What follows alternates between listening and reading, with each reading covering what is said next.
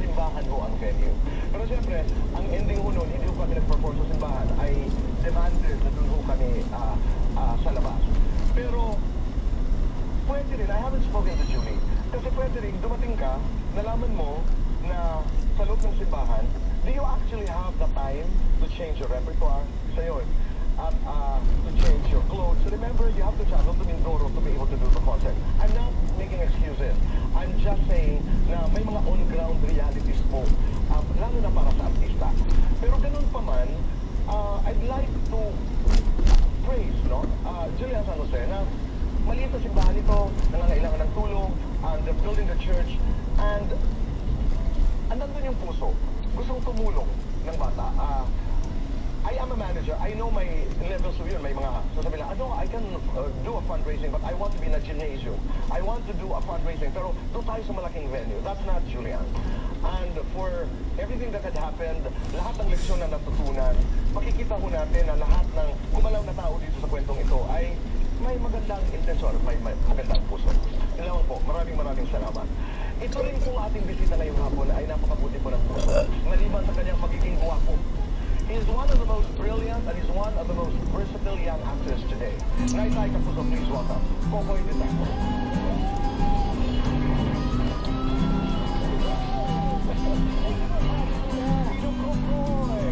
Welcome back.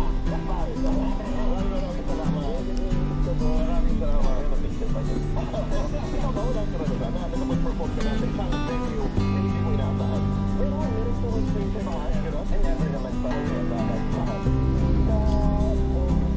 parang mga gano'n tapos hindi gano'n yung inaasahan.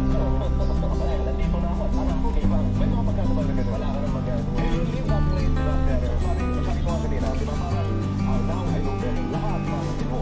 Yes, oo. Maraming aral. Pero you are the national winner. You are the Philippine representative of the Asian Academy Creative Awards. Kami na pinito sa Singapore po. Kailan? December 4. Congratulations. December 4 at sana'y masingkit natin yung propeo. Sana. So, alam mo ba po kaya napakahusay mong artista? Ito mo. Hindi mo ba? Did you know, when did you know na napakahusay mong artista? Marunong mo po talaga. Marunong lang. Natakot ako yung pagkakaga. Hindi ba ko nang ganyan klaseng ko? Ako nang ganyan klaseng compliment service. Kung pwedeng comedy, pwedeng drama, at napaka may intensity na kakaiba. So, but it's all about yourself to your mother's son. Oo. May feel about what is it about? Tungkol ito dito po is mag-ina. Uno. Mag-ina po na siyempre may mga pagkakataon tayo. May mga alam tayo for sure na ganitong story sa mga kilala natin. Nangyari ba sa kanila o hindi meron kayo na doon.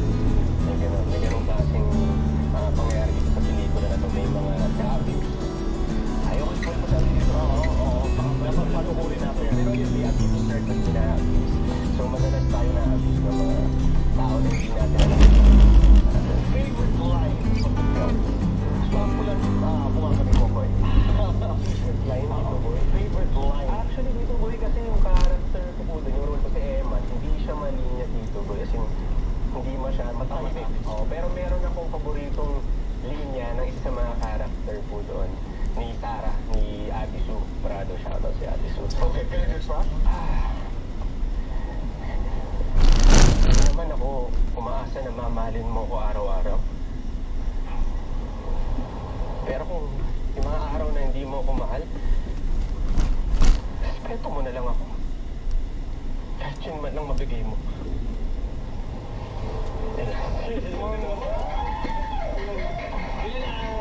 Paano yan? Proseso bilang aktor. Paano? Mabilis na. Okay, dito ba yung first time ko yung gano'ng kabilis na... Do you need time para mapunta doon sa character? Malaking bagay dito po yung kasama ko siguro. Yung director ko, like kayo po dito po. Kasi may napipil ko yung tiwala sa akin. So, feeling ko kaya ko siya. Hindi ko lang siya nabatuli dito po. Tsaka hindi ko siya linya. So, hindi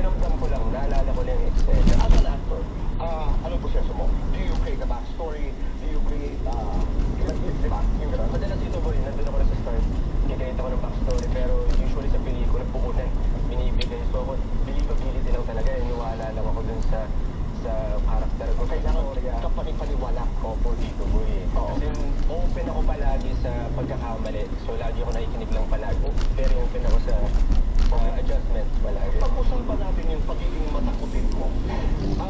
Does that make you more vulnerable? Kasi matakot ka raw sa heights, takot ka sa ibis.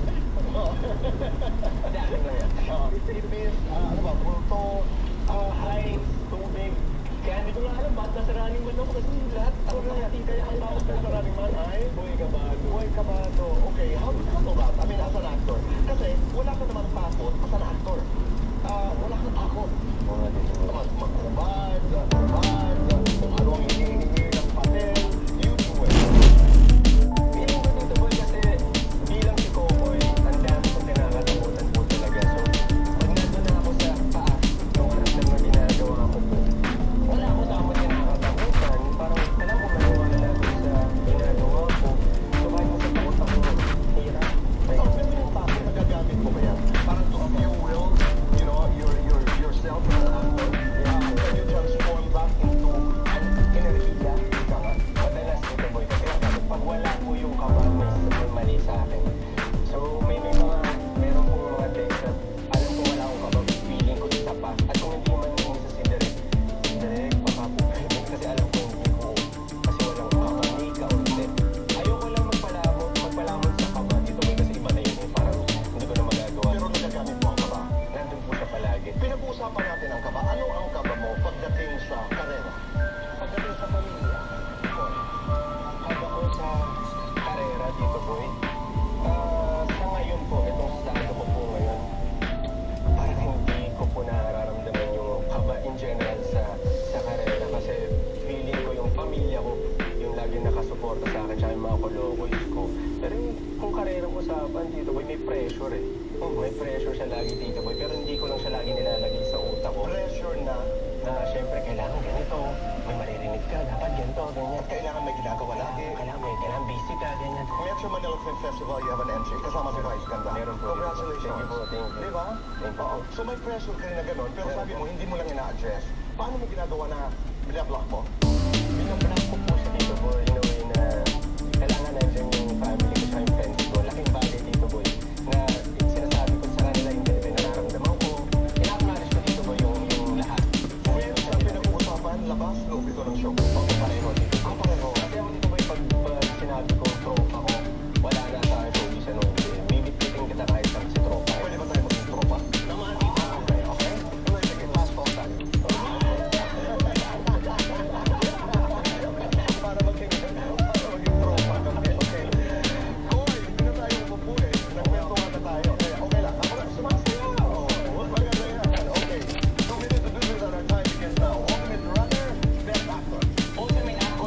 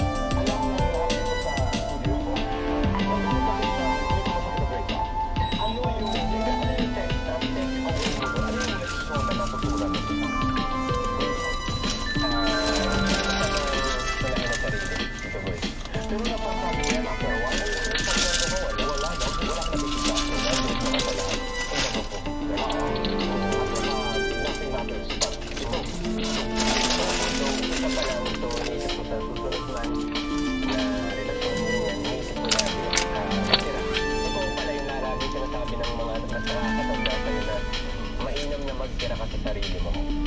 Mahirap man gawin, pero it's possible. Di ba? Hindi, dito mo. Kung lalo pag-iisipin mo na lalo nangyari sa akin, ayoko na maulit yun. Oo. So isipin ko muna. Yan. Oo. Nililigawan mo ba sa Angel Guardian? We'll be right back. Ano nga, yung ginagawa naman dito. Hindi nga, yung totoo. Ito po, hindi po. Hindi. Nag-enjoy lang po kami ni Angel. So pag pinag-uusapan ng takot sa pag-ibig, anong takot mo sa pag-ibig? Takot ko sa pag-ibig. Ang unang pumasok dito po sa isip ko ngayon, takot ako na mawala ulit yung sa para sa sarili ko, para sa pamilya. Kasi may gano'n akong something na pag nandiyo kasi ako sa moment na yun, ewan ko ako lang to, marami naman siguro nakaka-relate na parang ingat ako eh. Parang gusto ko to. Lahat gagawin ko. Iwan lahat. Gano'n. So may gano'n ako dito, boy. So hindi ko naman sinasabi na kayang-kaya ko na, pero nandun pa rin yung takot na yun. Siyempre, and enjoy the journey. Yes, po. Kumpitan mo ang lahat sa bubble gum. Mga galing sa atin. Yes, mga kapuso. Ang sexy. Gaya. Inimbitahan ko po kayo na abangan nyo, malapit na po ang 29th anniversary of Bubblegum. Isang alam ako kasama dito. Isang parang pang ilang anniversary ko na rin to sa Bubblegum since nung pumasok ako as guest. So, thank you Bubblegum family. Diba? Ako naman nung nag-guess ko na alala ko yung mga Tito Boy. Tito Boy. Tito Boy, Tito Boy, Tito Boy, etc. Just to be in the presence of Titoy, of Michael V, is such a privilege. Yes po. Napakahusay, no? Sobra po. Tsaka, ayun po, na ano rin siya, best na comedy role po. Best actor. Wala nang dumati yun. Sobrang Diba? ano. Ang napakahusay. Ako nga inuulit ko, just to be in the company of somebody as great, somebody as brilliant, and somebody as humble as Titoy, as Michael V.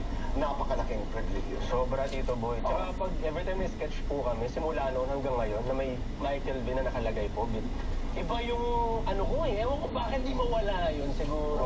Kasi every time pag nasa set na, kung paano i-handle ni Direk Bitoy kami, parang kakalma ka naman, pero papunta ka pa lang sa Titoy, Kukoy! Titoy! Okay, kung ilalarawan mo ngayon, Kukoy, sa isang sayaw, ang iyong nararamdaman, ang iyong estado ng pag-ibig, paano mo gagawin?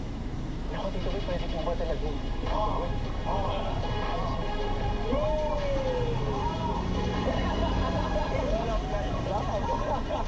Tito Boy, ayaw tumigil.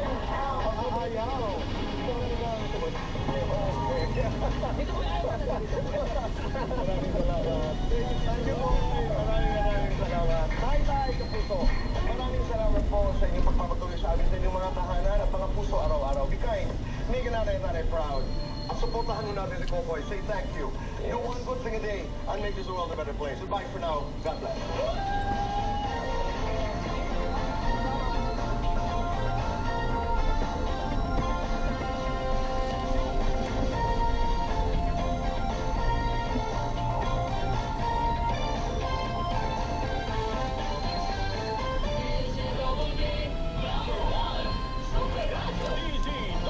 Number one sa Mega Manila. Number one. Dito sa GMA, naniniwala kami na ang nagbabalita dapat walang kinikiligan, walang mga interes na pinoprotektahan, walang pinapangalagaan, kundi kapakanan ng sambayanan at katotohanan. Balitang walang bahid, walang labis, walang kulay. Serbisyong totoo lang. Mga kapuso, maaari nyo nang mapanood at mapakinggan ang Suma sa Puso sa aming official YouTube channel at sa Spotify. Hanapin ang Super Radyo DZBB sa YouTube at mag-subscribe. Sa Spotify, hanapin ang DZBB Suma sa Puso para mapakinggan ang iba't ibang kwento ng buhay sa Suma sa Puso. Tuloy-tuloy ang ating pagdiwang dahil sa Mega Manila tayo pa rin ang number one AM station ng Super Radio DZBB, number one FM station ng Barangay NLEX. Thanks so much, mga kapuso.